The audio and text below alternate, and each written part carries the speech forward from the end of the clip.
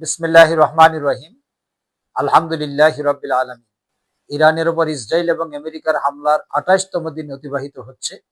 যুদ্ধের ভয়াবহতা, বিস্তৃতি এবং ধ্বংসযজ্ঞের প্রেক্ষাপটে আমেরিকার প্রেসিডেন্ট মিস্টার ট্রাম্প তিনি যুদ্ধবিরতির নানান কৌশল অবলম্বন করার চেষ্টা করছেন।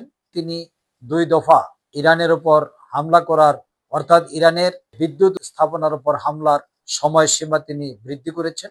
আগামী ৬ এপ্রিল পর্যন্ত এই হামলা স্থগিত করার কথা ঘোষণা করা হয়েছে। বিভিন্ন বিশ্লেষক, সমর বিশারদ এবং কূটনীতিবিদগণ যুদ্ধের উপর নানানভাবে নানান দিক থেকে তাদের বিশ্লেষণ তুলে ধরছেন। কেউ বলছেন এই যুদ্ধে ইরান হারবে না, আমেরিকাও জিতবে না। কিন্তু আমার বক্তব্য হচ্ছে, ইরান যদি না হারে তাহলে ইরানের বিজয়, আর আমেরিকা যদি না জিতে তাহলে আমেরিকার পরাজয়।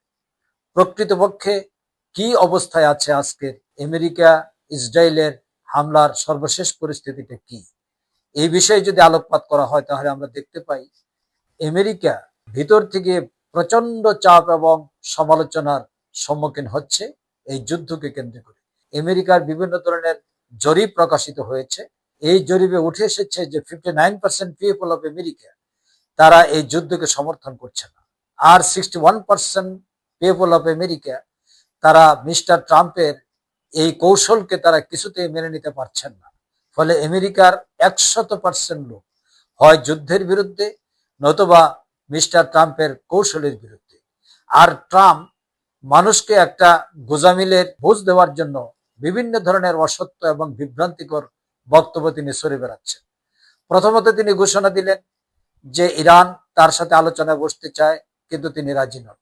এরপরে তিনি বললেন আমাদের সাথে তাদের আলোচনা অনেক দূর অগ্রসর হয়েছে এবং ইরান একটা চুক্তি করতে চায়, আমি সেই চুক্তি মানতে রাজি নেই। এরপর তিনি বললেন যে আমরা ঠিক করেছি আয়াতুল্লাহ এবং আমি দুজনে মিলে হরমুজ প্রণালীকে নিয়ন্ত্রণ করব এবং ব্যবহার করব। এরপর তিনি বললেন ইরানের লোকেরা আমাকে সর্বোচ্চ নেতা বানাতে চেয়েছিল, কিন্তু আমি তাতে রাজি হই।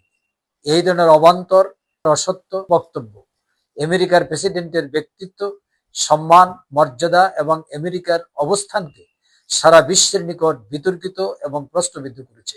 এটার কারণটা হচ্ছে আমেরিকার প্রেসিডেন্ট মিস্টার ট্রাম্প যুদ্ধ শুরু করার পর তিনি বুঝতে পেরেছেন এই যুদ্ধে জড়ানো তার ঠিক হয়নি। তিনি যে পরিস্থিতির সম্মুখীন হয়েছেন, ইসরায়েল যে পরিস্থিতির সম্মুখীন হয়েছে, ইসরায়েল সম্পর্কে বলা হচ্ছে যে 1967 সালের পর আজকে প্রায় 59 বছর যাবৎ ইসরায়েল দখলদারিত্ব করে মধ্যপ্রাচ্যে তার সন্ত্রাসী কর্মকাণ্ড পরিচালনা করে যাচ্ছে। এই 67 বছরের মধ্যে তারা এই ধরনের হামলার এবং প্রতি হামলার পরিস্থিতি কখনো তারা মোকাবেলা করে নেই। ইসরায়েলের উপর লেবানন থেকে যে হামলা চালানো হয়েছে, এই হামলায় 100 ট্যাঙ্ক সেখানে ক্ষতিগ্রস্ত হয়েছে এবং আমরা লক্ষ্য করেছি যে সেখানে প্রায় শতাধিক ইহুদির, ইসরায়েলের মৃত্যু সেখানে নিশ্চিত হয়েছে। এই ধরনের ক্ষতির প্রেক্ষিতে আজ আমরা যদি লক্ষ্য করি, ইসরায়েলের রাজধানী তেল আবিব শহর আজকে একটা বিধ্বস্ত নগরীতে পরিণত হয়েছে। এমন কোনো দিন নেই যেদিন সেখানে মিসাইল হামলা হচ্ছে না এবং ইরান সেখানে আক্রমণ করছে না। ফলে একটি বিধ্বস্ত পরিস্থিতির মধ্যে ইসরায়েল রয়েছে। এই অবস্থায় আমেরিকা এবং ইসরায়েল উভয়ই যুদ্ধ বিরতির নাম নিয়ে হয়তো তারা আরেকটি কৌশল অবলম্বন করে ইরানকে ক্ষতিগ্রস্ত করার চেষ্টা করে যাচ্ছে। আবার একদিকে আলোচনার কথা বলা হচ্ছে, আরেকদিকে স্থল সৈন্য মোতায়েন করারও ঘোষণা দিয়েছেন মিস্টার ট্রাম্প। মিস্টার ট্রাম্পের এই ঘোষণা করার পর 10,000 স্থল সৈন্যের ঘোষণা শোনার পর ইরান 10 লক্ষ সৈন্য প্রস্তুত করার সিদ্ধান্ত নিয়েছে এবং তারা বলেছে যে যদি তারা এই স্থল হামলা পরিচালনা করে তাহলে আমেরিকাকে কঠিন মূল্য দিতে হবে। বাস্তবিক অর্থে তাই, যে ইরানের যে পর্বত বেষ্টিত দেশ এবং বিশাল যে প্রাকৃতিক সিকিউরিটি সেখানে আল্লাহ তাআলার পক্ষ থেকে দেওয়া হয়েছে, সেই সিকিউরিটি ভেদ করে কোন স্থলবাহিনী ইরানে গিয়ে হামলা করে সুবিধা করতে পারবে না। বিশেষজ্ঞগণ বলেছেন যুদ্ধ যত লম্বা হবে আমেরিকা তত ক্ষতিগ্রস্ত হবে। ইরান চাচ্ছে দীর্ঘস্থায়ী হোক এই যুদ্ধ, তাহলে আমেরিকা আরো ক্ষতিগ্রস্ত হবে, তাদের ইকোনমিকে একটা মহা বিপর্যয় নেমে আসবে। ইতিমধ্যে হরমুজ প্রণালী, এই হরমুজ প্রণালীর যে পরিস্থিতি বিশ্ব গণমাধ্যমে উঠে এসেছে তা অত্যন্ত ভয়াবহ। 20 মিলিয়ন ব্যারেল তেল সরবরাহের জায়গা হচ্ছে হরমুজ প্রণালী, এটার পুরো নিয়ন্ত্রণ হচ্ছে ইরানের। এই নিয়ন্ত্রণের কারণে বিশ্বের তেল বাজারে একটি মহাসংকট দেখা দিয়েছে, আমেরিকায় দেখা দিয়েছে এবং অন্যান্য দেশের জ্বালানি সংকট দেখা দিয়েছে। এতে অর্থনীতি একটা বিপর্যয় অবস্থার মধ্যে পড়েছে।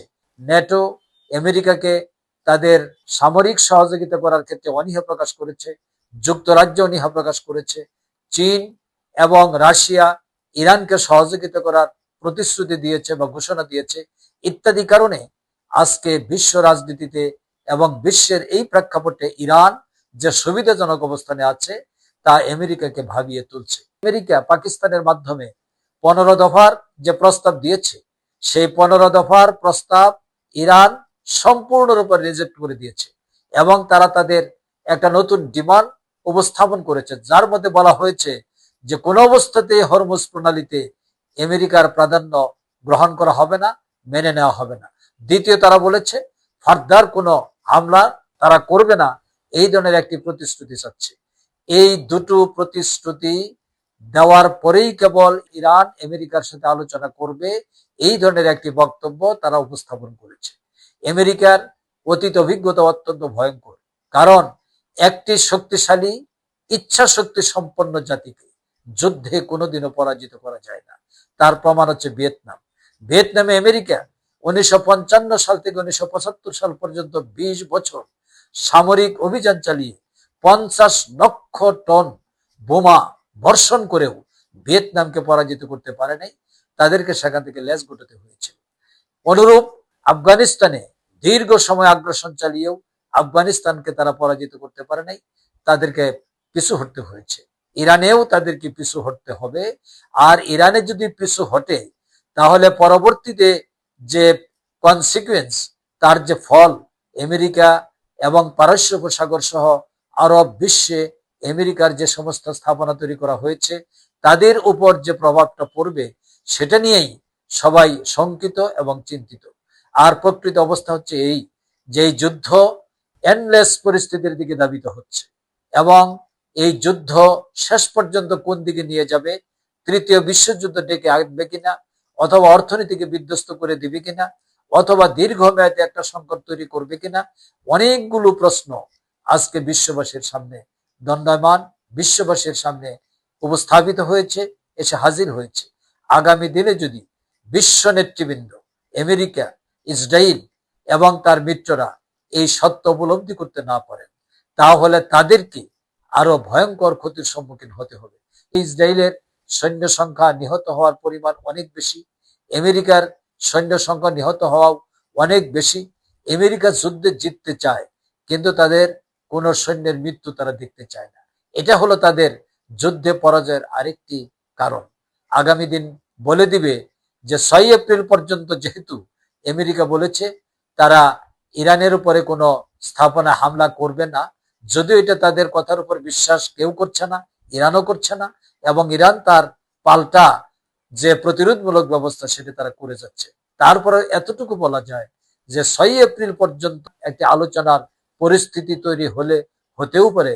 যদি তৈরি হয় তাহলে আগামী দিনের বিশ্ব একদিকে ধাবিত হবে, অন্যথায় বিশ্ব আরেক দিকে ধাবিত হবে। সেই পরিস্থিতি যেন কোনো অবস্থাতে জটিলতার দিকে ধাবিত না হয়, বিশ্ববাসীর এই প্রত্যাশা এবং সারা ওয়ার্ল্ডের মানুষ এটাই কামনা করে। সবাইকে ধন্যবাদ। আসসালামু আলাইকুম।